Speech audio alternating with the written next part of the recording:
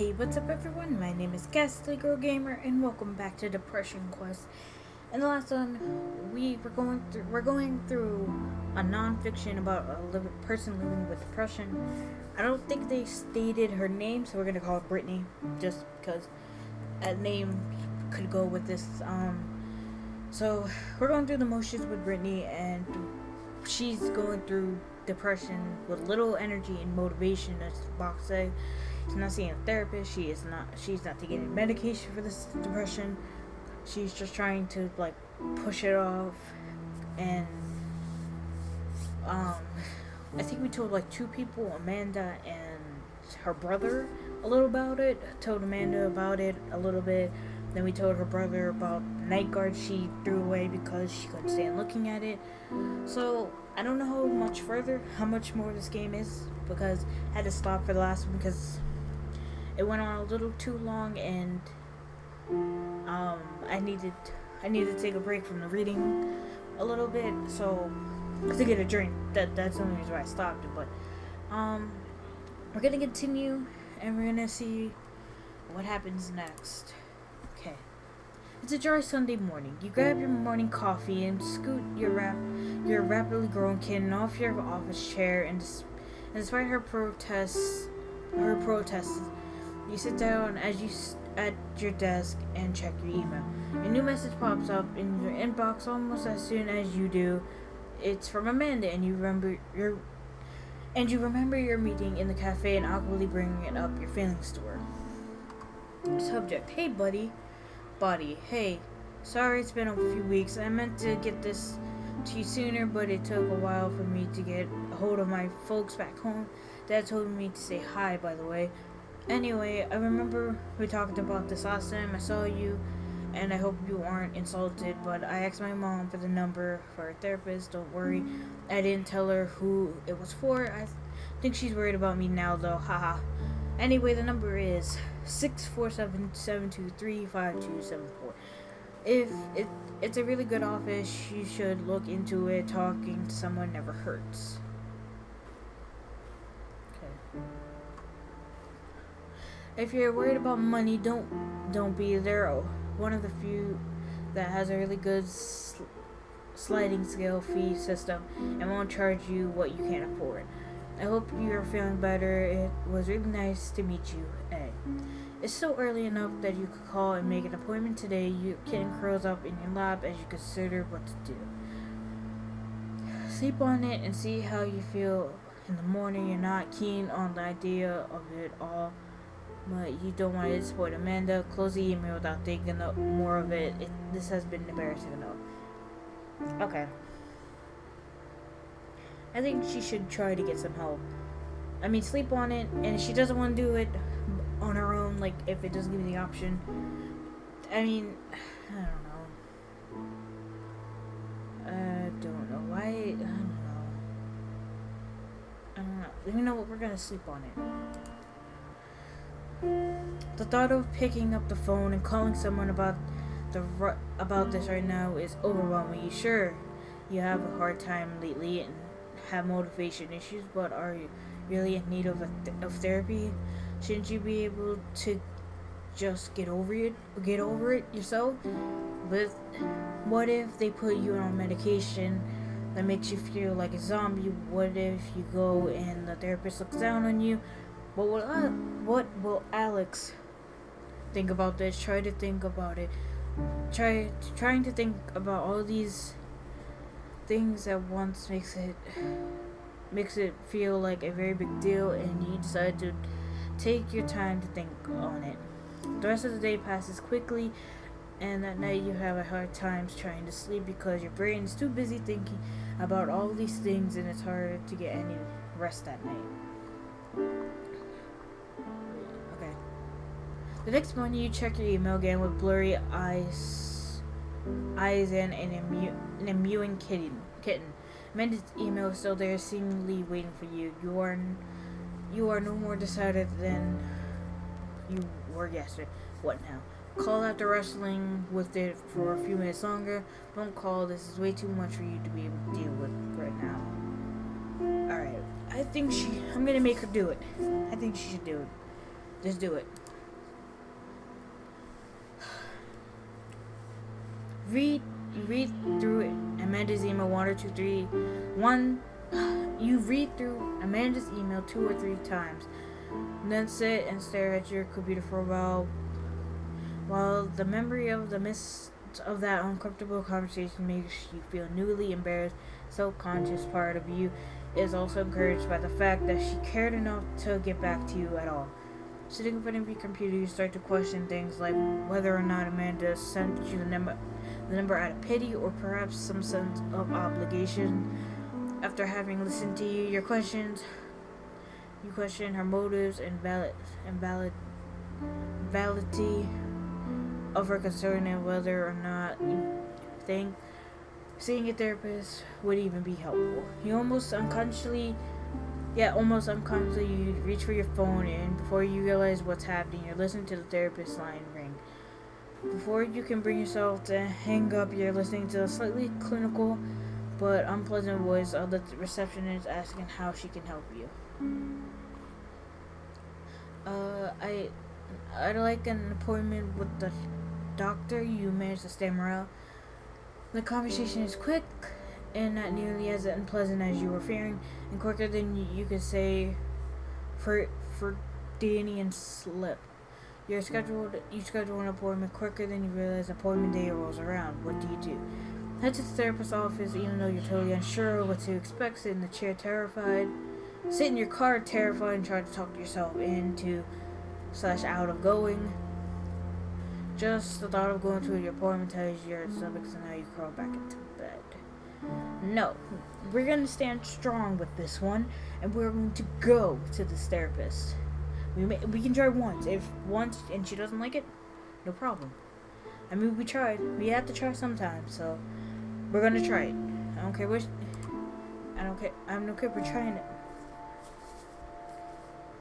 You have your first session with your new therapist, Dr. Suzanne Melville, a tall woman in her mid-40s with a disarming demeanor and patient eyes with the start of the slightest smile line. She makes you feel comfortable fairly easy, which is a pleasant surprise after all your anxiety over the appointment. As you leave, you make a second appointment. You're still skeptical about all this, but figure you might as well see what's going on. The hardest part, it seems, was taking the first step. You're still not sure if and how you're going to tell your family or your partner about you. Figure you deal with that when time comes. Either way, you feel relieved that you managed to see this through instead of being paralyzed with worry over it. Even if nothing comes of it, you did something and you said you would instead of flaking out and running away. Okay, you're emotionally exhausted when you get home and collapse into bed. You sleep better that night than you have in a week, and you're not sure if it's because you were so tired when you got home or if it's because of the therapist. You are depressed, interaction is exhausting, and you are becoming more and more withdrawn. You are seeing a therapist even though you doubt anything that she says makes you feel better. You are not currently taking medication for depression.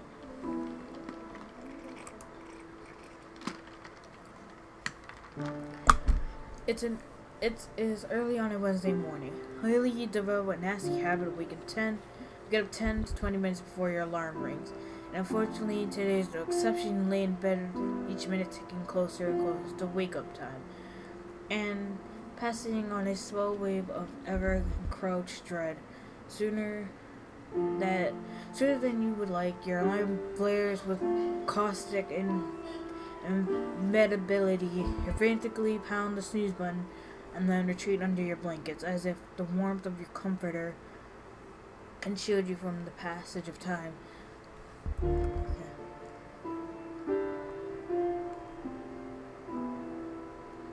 You almost have difficulty rising from bed, but today the simple task seems nothing short of Herculean. After several snooze cycles, you decide that you can't deal with work today. You are incapable of even rousing yourself from bed, let alone going into work, and have to force yourself through the workday. Not to mention you've snoozed so many times that it's impossible to make it on time now anyways. What do? Head into work. At least you can leave early if it gets too unbearable. Call your boss and tell him you're sick and you won't be in today. You are depressed. You're seeing a therapist. Okay, nothing's changed.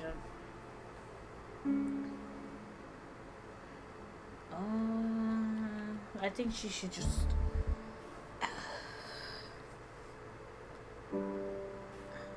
I mean, she can't leave early because she's already late. Call your boss. You know, just call in sick because you're late, and if you try to leave early, it's just gonna make your boss angry. So just call your boss and tell him you can't come in. I think that was probably the wrong choice. It feels like the wrong choice, but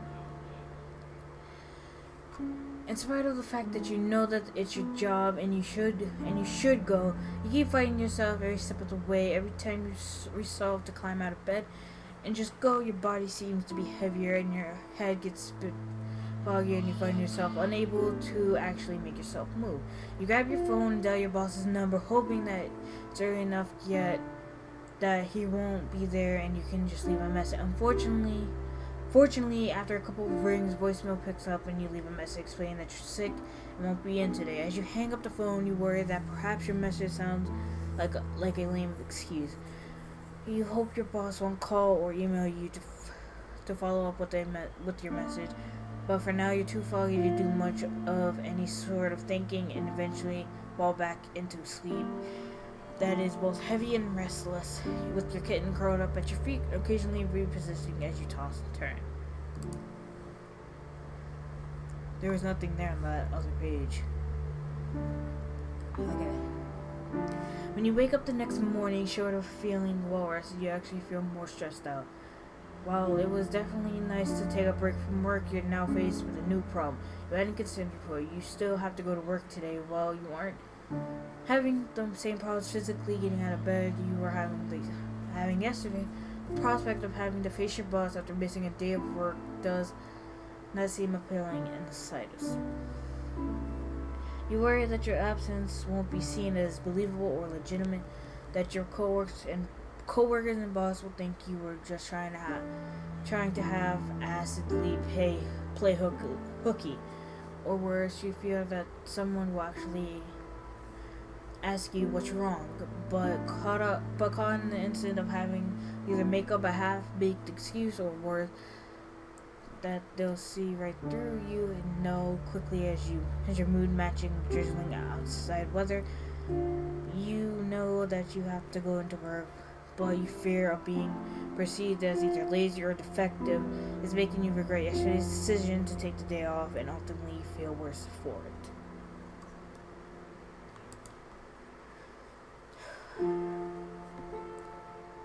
Oh, wow. I have no option. Okay. I just want to see if I always check to make sure that the box changes or something, so. It's 2 a.m. on Sunday and you have to work in the morning. You roll over to see your sickly green glow of the time displayed on your LED alarm clock and let out an exasperation sigh. You've been trying to fall asleep for 3 hours now to no avail. Every time your head hits the pillow, you're overcome with anxious thoughts that wraps themselves around each other. Worries about your job leading to worries about your further lead to worries about your very identity. And you're unable to shake them off long enough to doze off.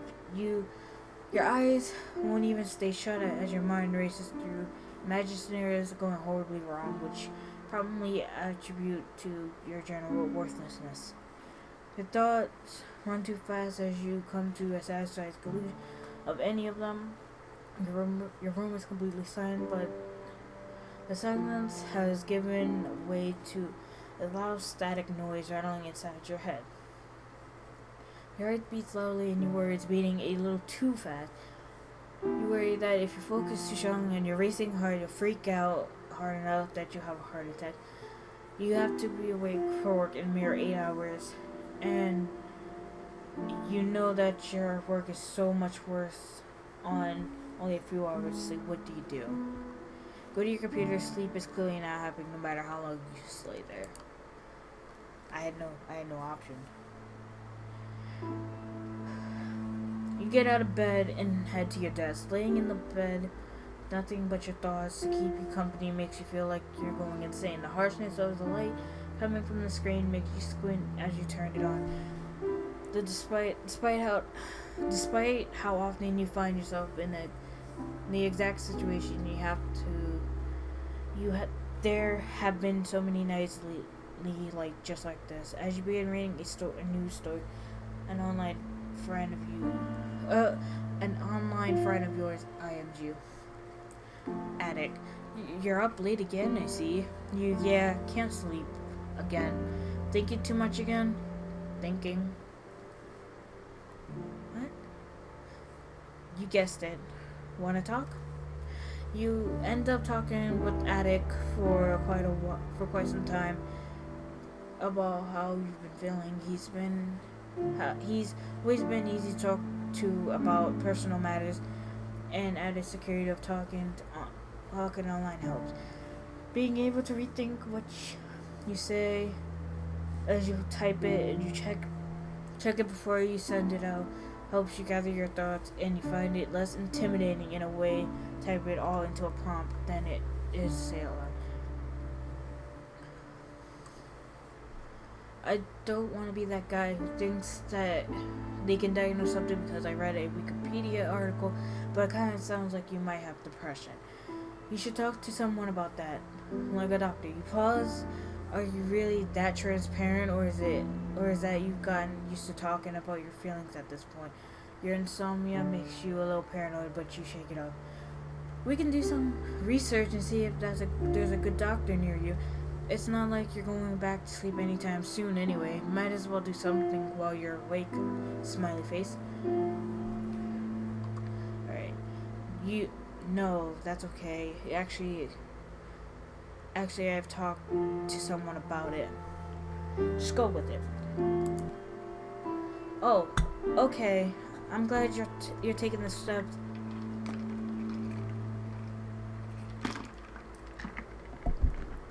I've heard it's not an easy one.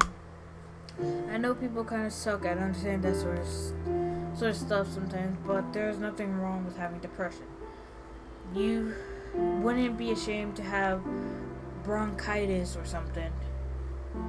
So there's no reason to be ashamed if you okay, I can't read it. So there's no reason to be ashamed if it's your brain that's sick instead. You spend a few more minutes talking with Attic about your therapy and your feelings about it. He's incredibly supportive, and you're happy to find that you have a confident that understands your illness.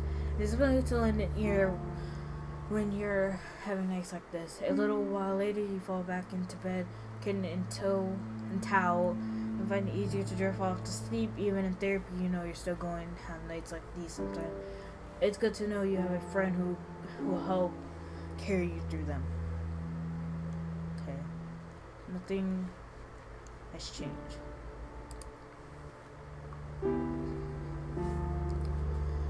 It's a chilly Thursday night and you've gotten off work.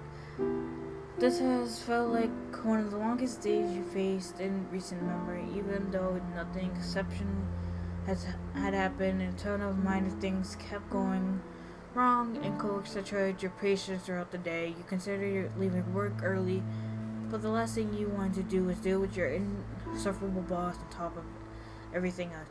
You lost thought in the commute home, and your feelings of frustration both with your life and the world around you build as you run into minor annoyances like bumping into like what? Oh my god, I can't read. You're lost in thought in the commute home, and you feel a frustration both with your life and the world around you as you run into minor annoyances like someone bumping into you really hard as they walk by.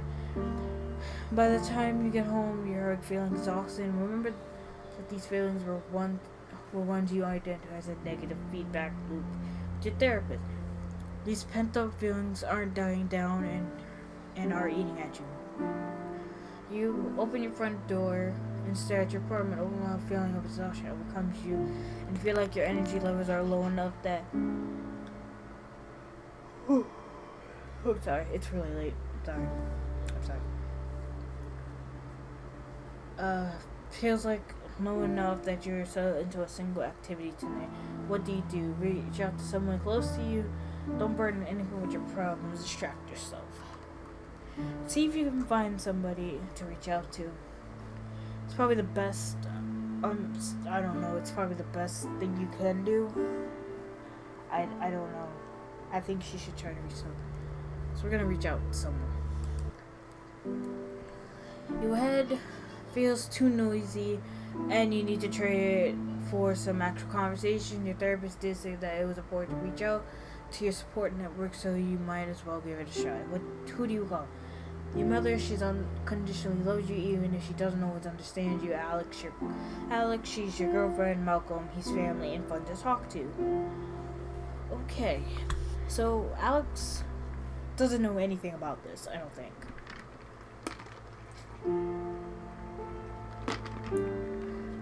The mother, I don't think so. She was kind of a bitch when I first read it, so she's probably not the best option either.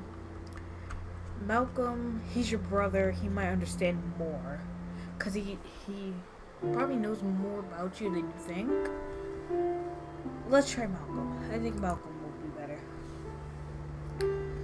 You reach for the phone to call your brother Malcolm, the member of your family who you feel has always understood you best. He has always looked out for you when you two were kids, and although you don't see each other much anymore, you were so close to him. The phone rings 3 times before his wife Karen picks up and shows you he's away on business right now. You read out his cell phone, and it goes straight to voicemail. Feeling defeated, you hang up and lay in bed. Thoughts gnawing at you as you do. You feel selfish for trying to reach out to him while he's busy. In the first place, he's always so busy, and he's an important person to so many people. You, on the other hand, are laying on your bed in a crappy apartment, feeling sorry for yourself. You thoughts turn to how if you were to just vanish, you feel like no one would notice for days, and when you did, there would be too many negative consequences for anyone. You're not in charge of anything important. You're distant from your friends, so who could have noticed? Who would even notice? Not who could have noticed. Your thoughts are interrupted by your phone ringing next to your head. It's Malcolm. Hey, kiddo. I'm sorry I missed your call. I was in a tunnel on the way back to my hotel. How's it going? He enthusiastically greets you. Through a series of exchanges between the two of you, end up actually opening up to your brother about your condition and how you've been dealing with it. To your surprise, he's known for a while, but was unsure how to approach it. He wanted to give you space to figure it out, and didn't want to put more stress on you the way your parents do. The two of you talk on the phone for a good long time. He proves himself to be an excellent listener and very skilled to find the perfect times to lighten the mood with a joke without seeming like he's making fun of you or doesn't take your feelings seriously. He reminds you that you can call him anytime that you need to let off some steam. Say your goodbyes, and you find that even though you ended up in tears 1 or 2 times and explained things, the whole conversation had done a lot to get you into a better headspace. You feel a little less alone knowing that you have an ally in dealing with your illness and Malcolm. Nothing in these boxes have changed yet. Okay. It is utterly nondescript Wednesday afternoon, the type of afternoon that would completely fade from memory unless made an active effort to prevent it. As has become a routine on Wednesdays, you are sitting on the couch in Dr. Melville's office. To your mild surprise, she begins the session by breaking her character therapist in silence and begins speaking up right away. I wanted to start by saying it's been great that you decided to come see me. It's an incredibly important first step, she begins. I wanted to see wanted to take some time today to talk to you about the possibility of supplementing or substituting your treatment with medication. The mention of medication makes your ears perk up and you feel your heart rate increase. She continues. Many people find adding a pharmacological element to their treatment to be very helpful, and some even prefer to take drugs, completely eliminating their need to visit a therapist at all, providing you rely on the support network and are still reaching out to people. I would prefer if we kept talking should you choose to start medication so that I can monitor your progress and adjust as needed. But the choice is ultimately yours. I just want to run the option by you to gauge what your thoughts on the matter might be. Dr. Melville has given you a lot to think about. What do you do? Okay. Accept a prescription as a way of argument, as a way to convince your therapist. Tell her you like to try drugs instead of therapy. These weekly sessions have always made you a little more uncomfortable. That of messing with your brain cells makes you feel easy to stick to therapy. The whole therapy thing has always overwhelmed you, and this is the final straw. You're done with both. Okay. I'm gonna make this last decision, and then I'm gonna end it. Or actually, I'll go on a little longer. I'll make these like 40 minutes each, because I don't know how long this is, so. Maybe she should try. Does drugs mean weed? Is that what they're talking about? Weed? Because some people take drugs. I don't know. Not really sure what drugs mean in this case.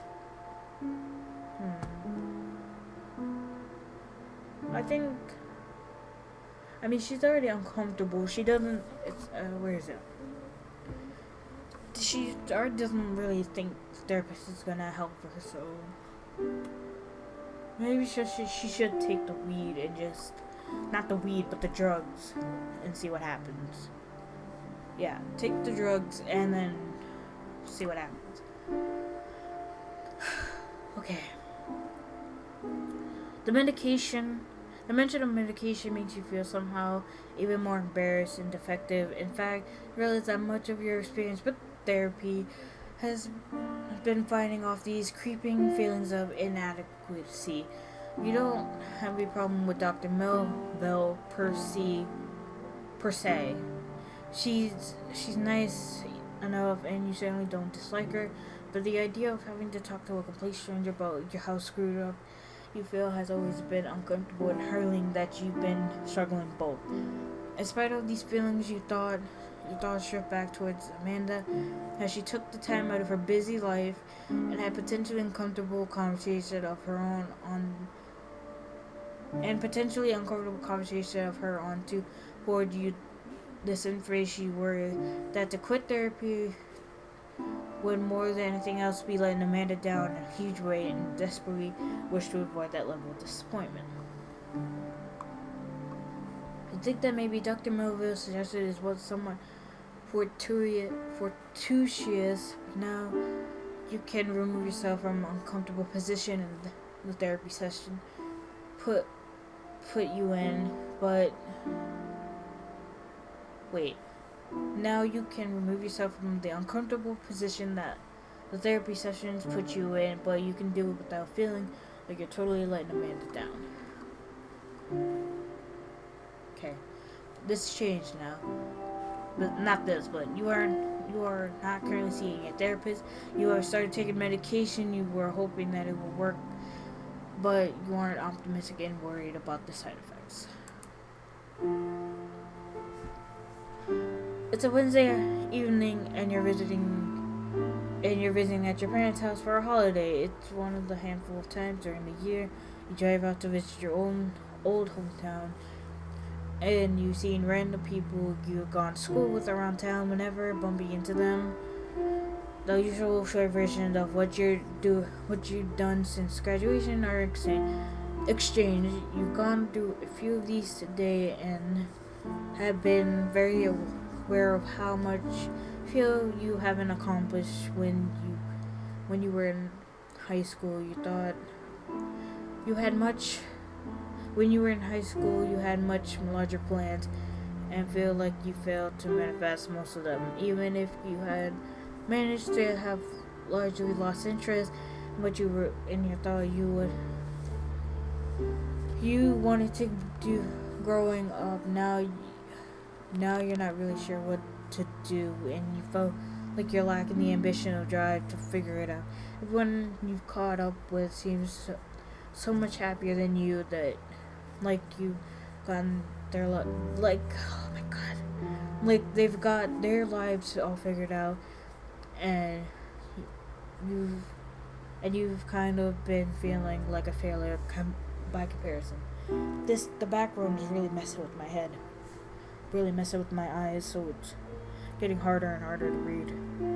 And there's something in my eye. Okay.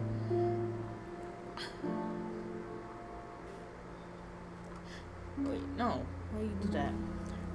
Your brother Malcolm arrives with his wife and towels shortly before you all sit down to dinner. You've been traveling for his job lately, and you haven't seen him since the day he picked you up from the dentist. Your parents haven't seen him since before then. During dinner, they all catch up, and Malcolm talks about the amazing things he's done on the road. Your mother turns to you and asks what you've been up to since what you've been up to since you've seen them last. Oh, same old, you said. Nothing really new going on. Your mother makes a face. Oh, nothing new. How long are you planning to stay on staying at that job of yours? What do you say? Lie, tell them that they want to hear. Actually looking for a more prestigious position. Admit that you don't know what to do. Excuse yourself to the bathroom. See, this mother's being a little bitch. I mean, what does it matter what kind of job you have? Oh my god. Relax. What does it matter? You know, this mother's a bitch. No, we're gonna lie. We're just gonna lie. No, should I excuse myself to the bathroom?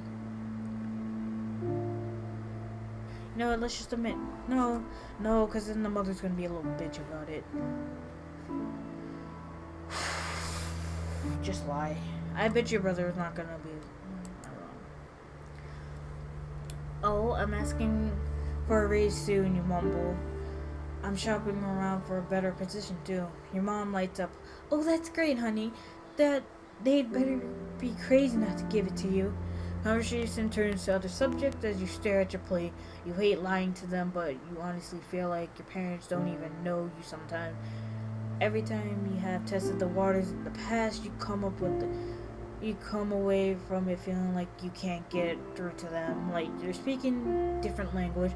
Trying to fight through that takes so much effort, and it never feels like it even works, and you just don't have the energy to try right now. Even though you spend the rest of the night surrounded by your family, you feel like an alien. You retreat into your thoughts and get very quiet for the remainder of the night. Oh, okay. As you're leaving, Malcolm takes you aside and gives you a big hug. Don't let Mom get to you, okay? I love you, kiddo. See, Malcolm understands. Mom's a bitch. It's a rainy night. You are hurrying through the rain to Alex's apartment at her behest. Through your pace, it's quick. The rain is steadily soaked up your legs. As you traverse the town, it is darkening your already poor mood. Okay. The call came while you were at home. After a day of dealing with abnormal, frustrating people, you spend the afternoon trying to unwind and get some work on your project done. Alex called and interrupted you. If you're trying to make progress, get frustrated at not making progress, having a harder time making progress due to frustration, repeat loops, and you haven't fully shaken off the feeling of being annoyed with yourself from it yet. You knock on her door, and the third knock, hear from a voice voice call from further in the apartment to come on in. As you cross the threshold, dripping rainwater all the way, notice the lights are turned down very low in the apartment. You squint to navigate it as much as you clutch on to the damp umbrella, but end up hitting your shin on a side table, mumbling for fanning under your breath. You barely make out Alex emerging from the hallway, clad in what looked like a robe with the bare skin of her legs peering out underneath. "Why don't you come in and warm up?" she asks, in her decidedly cheesy, sexy voice. After a beat of silence, she states more naturally, "My roommates are out of town this weekend, so I thought it might be nice to have a little fun while they're away." You appreciate her affection, but you're not too wrapped up in your own negative feedback loops to be in the mood right now. What do you do? Try to unwind with her before getting physical. Suggest you do something. Tell her you're not in the mood. I don't know. Alright, so how long? Alright, so try to unwind because she's trying her best. I think you should try to unwind before you get physical. Yeah, try to unwind. After I read this paragraph, I'm gonna end the episode, okay? Okay. You look at her standing badly lit and notice there's a few candles scattered around the apartment. It occurs to you that she has tried to make the night special for the two of you, even though you have a tight knot of antisocial frustration in your stomach. Thinking how much she cares makes you want to cry. Makes you want to try to moan it away, so you show her how much you care that she's gone through all this trouble, or you desperately need to shift gears before that's even by. "You look amazing. Let's have a drink together," you suggest, hoping that this will give you a push that you need to get into the mood. Yeah, okay. So you go into the kitchen and pour the two of you drinks, trying to focus on letting go of your bad mood. You sit down on the couch next to her and she cuddles up to you instantly. "What should we toast to?" she asks as she takes her drink.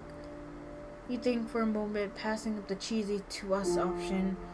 You say what's on your mind and letting go of your bad day tonight. The two of you cheers, and you ask her about her day. Conversation turns flirtatious, and the two of you find yourself in the bedroom shortly after. You find that you're having trouble getting into things physically with her, and you remember the diminished arousal was a possible side effect of your medication. You hope that you were part of the population that wouldn't be affected by it, but it seems as though that's not the case. However, you are able to still enjoy the closeness of Alex and fall asleep together happily. Okay, I'm gonna end the episode here. Thank you guys all so much for watching. I don't know what to say to this. I'm just gonna keep my comments until the end. I don't know how long it is. It's probably like 2 to 3 hours, because of all the reading and the choices you have. So, thank you guys all so much for watching, and I'll see all you cool cats. I can use a hand.